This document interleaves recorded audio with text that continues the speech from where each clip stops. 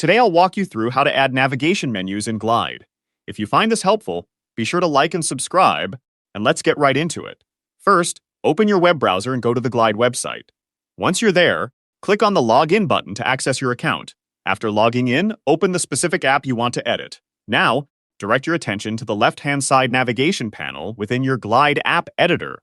Here, you'll find the option to add new navigation items. Click the Add button under Navigation. You'll then be prompted to choose a data source table for this new menu item. On the right-hand sidebar, select your desired layout style for this tab. To add more navigation tabs, simply repeat the process. Again, look at the left side navigation panel and click Add in Navigation. Choose another data source table for your next menu item, and then select your preferred layout style from the right side bar.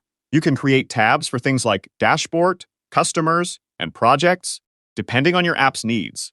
Once you have your tabs created, you can easily rearrange their order by dragging and dropping them in the Navigation panel. This is a great way to organize your app's flow. After rearranging, switch between the tabs to verify that your navigation works correctly.